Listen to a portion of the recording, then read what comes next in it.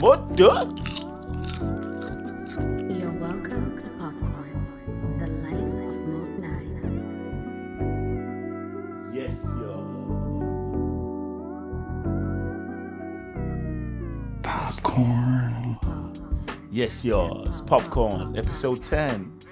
And in episode 9, we talked about me going to South Africa, shooting the Glow advert, almost without the knowledge of my label, ? So on the plane, I was like, oh my God, about to face the music. That was the easy part, you know, doing the advert and everything, all the hype around it, people thinking I got like 10 million naira when I got less than 1/5 of that. But it's all good, you know. Hype is hype, and people just want to buy into that. And, you know, you get more shows, more people give you stuff, offers. People don't want to give somebody who's struggling shows on, you know, nobody wants to mess with somebody who's struggling.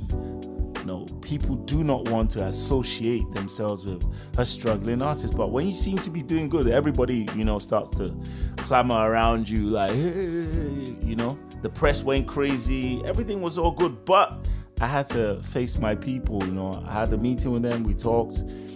They were kind of chill. They sent me to their attorney, you know. I think he's somewhere on the island. I went, visited the guy, talked to the guy and everything. And it was cool. Like, okay, give us our 25%.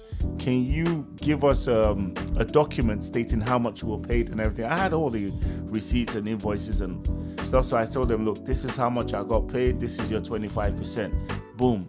I mean, they shouldn't be mad at it. I was waiting for them to give me shows. I just won 3 Channel O Music Video Awards. And yo, man, sitting around doing 1 or 2, the shows I was getting, you know, I was basically being approached myself. Like they call me and then I'll just refer them to my label. I mean, it's supposed to be the other way around. The label's supposed to go look for shows for me. But hey, man, we scaled that hurdle without any bumps and bruises. Everything was all good. Then all of a sudden, ? had something to do with the idols, you know. Shout out to Dakor. They were a group signed to ? You know, shout out to them cats, man. They could sing, you know. They were good guys. Now they were a band. I think they won the Star. I think Star. It was one of these Star competitions, and they got signed to ? And they were cool cats. So along the line, ? has something to do with idols. And I wasn't even, you know, hanging around that circle because I'm a rapper. You know, the idol shows mostly singing and everything, you know, Timi Dakolo, Amomi. I was not even around, but I just heard that Kevin got into an altercation with someone and it wasn't good for the image of ? So everybody was like, okay, this is what's going to happen. You're going to just take the back seat. And around that time, I think he had already kicked Benga out of ? And that was the lawyer, the person who did all the contracts, you know, who came up with all the contracts, the tight contracts for ? So he kicked him out. And him and Wale too, they kind of fell out. So it was just Kevin. So Kevin now brought a guy called Dejo to run ? You know, when I first met the guy, he seemed like a nice guy, you know. He was like really calm and everything, you know. He just liked to drink his wine. He was like, no, I don't drink any hard alcohol. I only drink wine. Oh no, it was all cool until the THISDAY festival, you know. The one that Puff Daddy performed in. This was in 2006, I think. 2006, 2007. THISDAY festival. That's the second one. The first one, I think, had, Missy, Busta Rhymes, and Co. and Beyonce. But I'm talking about the second one that I was supposed to be on. I was on it though. But you see, this day they only give contracts to the artists. A contract is between the artists and this day. They don't do no contract between record labels. So you have to sign the contract yourself. Now that was really good because if that wasn't the case, I would have been messed up because this day's contract needed to be signed by me. Now, they just called me to question mark the office. I went there, and this is what he did. Now, this is the weirdest thing that has ever happened to me. He brought out the contract, and he covered the amount that was supposed to be paid, right? And he just told me, sign here. And I just looked at his hand over the amount, and I looked him in the eye. I looked at him, what's this? My friend, come on, this your hand. I tried to drag it. We had to drag it, a little tug of war in the office. It was really funny. Now then I pulled it away from him, and guess what? I saw the amount, 1.5 million. That is the amount that this day were gonna pay me. And you see, they're gonna pay the check into my account. Like the check is gonna be in my name. So even if he covers it, at the end of the day, I'm gonna know the amount. So why was he covering it? I was like, man, this is from then on, I just, in my mind, I was like, this guy is a slimy, shady snake. So I signed it, and then he was now saying, question mark is gonna do this. I was like, man, you just take your 25%. You're obligated to take only 25%, and that is your management fee. That's the percentage. We split money here. I take 75%. You take 25%. It's in my contract. Any other thing, na your wahala. So when we were rehearsing for this day, you see what this guy did? They brought like 16 models. They said they're going to use them to perform Nigerian Girls with me. Now, I don't know. I just don't understand what was going on, because I didn't understand at that time, because this day they gave us hotels. Now the hotel was actually near my house. It was like I was staying around that Rhythm Junction in Lekki, Lekki. Then the hotel was somewhere, I think it was Protea Hotel, just like a few stops up the road. They took all my rooms. I had no room, 0 room. They took all my room and put all the girls that were doing the Nigerian Girls. It was just one song, and I was doing like how many songs? They put all those girls in the rooms. They were like, they're doing rehearsal. They're doing rehearsals. Like, I don't want to bust anybody's bubble, but I had no rooms. Roughman and Co, the Street Monks, were supposed to perform with me. Nenna was supposed to perform with me. Nothing for them. The artist had nothing. No rooms, nothing. Whereas the models that you just want to perform one song, and I didn't really need them. The concept was quite okay. It was all right for the girls to just line up on stage and me just rapping and then, pointing to each girl. It was cool. But we didn't have any proper rehearsal.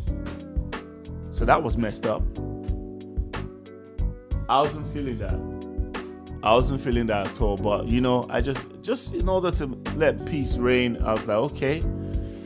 So I think he was just trying to insinuate, like midway, he was just trying to insinuate, the models have to get paid, you're gonna get paid out of your money. I was like, no, the models will get paid out of your 25%. It's your idea. You're the one that brought the models, and you're treating the models better than you're treating the artists. Just like Street Monks had a song, I salute you, girl. When we shot that video, they treated Street Monks like crack. They treated them horribly. Like there was some that they treated them like they were the Waka Pass backup, and they treated the models well, gave them food, everything. Why would you? When they see you shouting at the artist, the models won't respect the artist. I felt really bad for them. I was just, me is Modenine, man. Always with my Vex money, always ready to bounce when things get tight. I was just from afar, just watching everybody, not trying to mediate or not trying to butt in, because that time it wasn't my video, but this was my performance for this day. All right, and it was me and Kraft that were gonna perform. So, long story short, we went to the THISDAY festival. We went early. I think we had a dinner. We saw John Legend. He was on the same table with us, and he was really cool. John Legend was a cool cat, talked a bit, he talked to Kraft. And then the next day was the show. We got to the show early, me and Kraft. UB40 was supposed to perform. I think they went straight and did their thing. They didn't even use their tent, so we were in the tent early. You know how a lot of Nigerian artists like to come late. So we were there early, and guess what? We were there with a traveling bag because most of our gear was in a traveling bag, as in costumes and stuff. We got all the, we took all the rosé that was meant for UB40, and we put the whole champagne inside. I put it inside this thing, one bag, and I put it inside my traveling bag, like 4 bottles of champagne, like some expensive champagne. We ate all their caviar, all their side dishes. Me and Kraft, we don't belly food before the show. And then all of a sudden, I think Rihanna was on the show. Rihanna came through.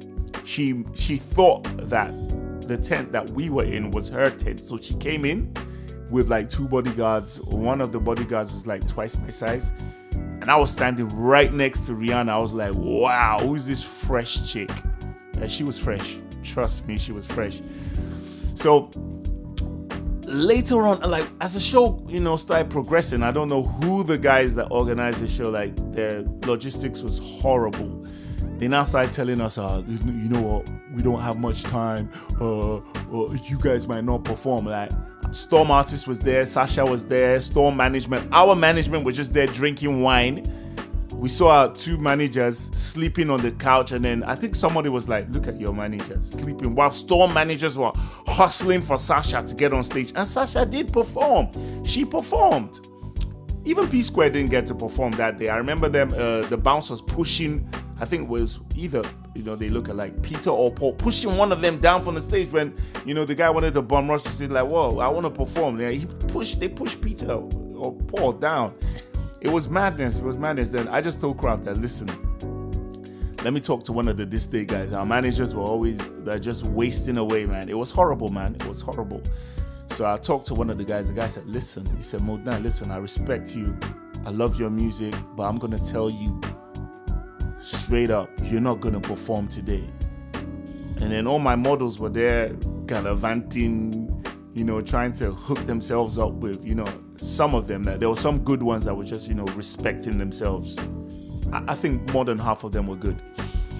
So the guy just told me, ho-ha, you're not going to perform, but you're going to get paid 100%. So I was like, I was bummed because I really wanted to perform. That was my chance. Like, I saw it as me giving me that chance to impress everybody in the whole world, man. Because even Kelly Rowland performed. She fell on stage. Yeah, that was the show that Kelly Rowland fell, falling like Kelly Rowland. I had a bar like that, so I felt really bad, But we still had the champagne. Took everything back home, Then the following Monday, we went to Question Mark, and my check was there for 1.5 million. Do you know what? These guys, like, they hustled. It was 1.5 million. They gave me 500,000 and took 1 million. If I'm lying, I'm flying. Sage Hassan was there, and then Kraft knows about it. So I felt really bad, man. They sweet talk, this, that. It's not as if they forced me, but they were just, they were just behaving like, man, I was like, And I swore to them that I'm going to take you guys, I did my calculation and I knew how much they owed me. And I said, I'm going to take this money back from you guys. But you know me, I'm a stubborn person. I don't care. Like, once the stubborn button is on, it's on and nobody can switch it off. So from that point in time, every single show that I did, I didn't give them their 25%. I refused to give them, and I'll write everything down, do the calculation of like, I'm not giving you a 25%, less this, less that. You now owe me so amount of money. I was doing that till I left the label, So it's not as if they were able to sneak the money away from me and me not getting it back. Yeah, I got most of it back. Yeah, I got more than probably 1 million of it back.